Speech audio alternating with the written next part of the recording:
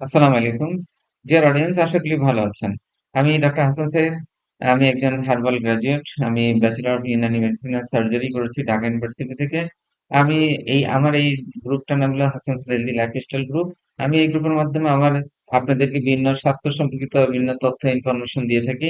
আশা করি আপনারা উপকৃত হন। আজকে যেহেতু মাহে রমজান চলেছে, বরকত রহমতের মাস, আমি এই সময়ে আপনাদের মাহে রমজান সম্বন্ধে কয়েকটি কথা বলবো। তো আমি পবিত্র কালামে পাক থেকে শুরু করছি। আল্লাহ আউযুবিল্লাহি মিনাশ শাইতানির রাজিম। বিসমিল্লাহির রহমানির রহিম। মহান রব্বুল আলামিন তার কালামে বলেছেন, ইয়া আইয়ুহাল্লাযীনা কুতিবা আলাইকুমুস সিয়াম আলা কুতিবা আলাইকুম লাআল্লাকুম তাত্তাকুন। হে ঈমানদারগণেরা, তোমরা তোমাদের উপর রোজা ফরজ করা হয়েছিল, তেমনি ফরজ করা হয়েছিল তোমাদের পূর্ববর্তীদের উপর, যাতে তোমরা আহ তাকওয়া অর্জন করতে পারে। তাহলে তাকওয়া অর্জন করতে হলে তো আপনাকে অবশ্যই সুস্থ থাকতে হবে। সুস্থতা না হলে তাকওয়া অর্জন করা যায় না। তো আমি এই সুস্থ থাকার কয়েকটি টিপস রোজার সময় আমি আপনাদের সাথে শেয়ার করব। আহ রোজা সবসময় একটু দেখা যায় যে দুপুরে পরে একটু দুর্বল লাগে, কারণ এনার্জি ও পানি ধরে রাখা যায় না, মানে ডিহাইড্রেশন শুরু হয়, মানে পানিটা অভাব হয়, তো এনার্জিটা রাখা যায় না। এইটা কি করে আপনি কন্ট্রোল করবেন সেটা আমি বলবো। আম, এই জন্য ডিহাইড্রেশন অনেক সময় পিপাসা পায়, মাথা ঘুরে, সারাদিন দুর্বল লাগে, ক্লান্তি বোধ লাগে। এই ক্লান্তি বোধটা দূর করে কি করে শক্তিশালী অবস্থা আপনাকে আপনার রোজাগুলো পালন করতে পারেন সেটাই হলো, সেহরিতে শুধু ভাত নয়, অবশ্যই প্রোটিন জাতীয় খাবার খাবেন। এখানে আমি বলে দেবো একটা মানে সেহরিতে আপনি প্লেটের 50% প্রোটিন রাখবেন, অর্থাৎ প্লেটের 50% প্রোটিন আর বাকি অংশ সবজি এবং আহ উম, আপনার কার্বোহাইড্রেট জাতীয় খাবার রাখেন।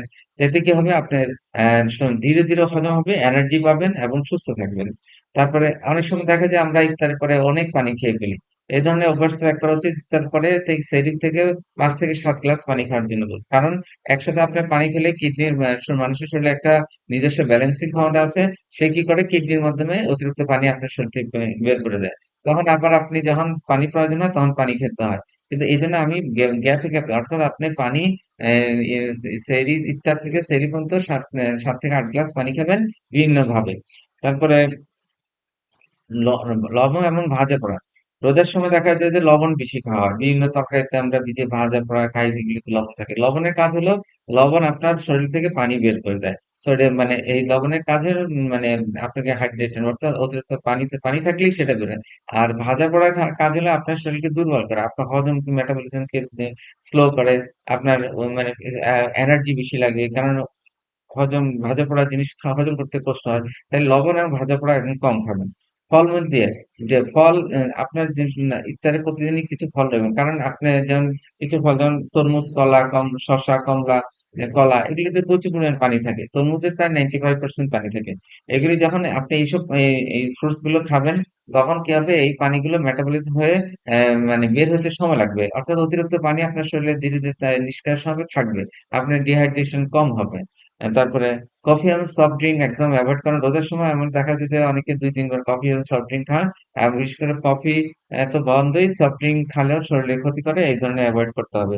অতিরিক্ত মিষ্টি, রোজার সময় অনেক সময় আমরা শরবতে অতিরিক্ত মিষ্টি খেয়ে ফেলি, এই ধরনের মিষ্টিগুলো অ্যাভয়েড করা উচিত। আরেকটা হলো পর্যাপ্ত ঘুম এবং রোজার জন্য 6 থেকে 7 ঘন্টা ঘুম। রোজার সময় সাধারণত বিভিন্ন কারণে সেহরি ইত্যাদি, তারপরে নামাজ, তাহাজ্জুদের নামাজ, বিভিন্ন কারণে মানুষের ঘুম কম হয়। রোজার সময় আমি আপনাদের অনুরোধ করব যে অন্তত 5 থেকে 6 ঘন্টা ঘুমটা নিশ্চিত করেন, এবং একটু হালকা 10 থেকে 15 মিনিট ইফতারের পরে বা সেহরির আগে বা সেহরির পরে একটু হাঁটুন, সুস্থ থাকবেন। তো অডিয়েন্স, আজকে এ পর্যন্তই। আশা করি মাহে রমজানে আপনার জন্য রহমত, মাগফিরাত, বরকত নিয়ে আসবে। মহান আল্লাহ তার মানে তার তার দেওয়া বিধিবিধানগুলো আমাদের জন্য সহজ করে দেন, আমরা যেন সহজে মানতে পারি। সে আশাবাদ করে আজকে শেষ করে দিই। আসসালামু আলাইকুম।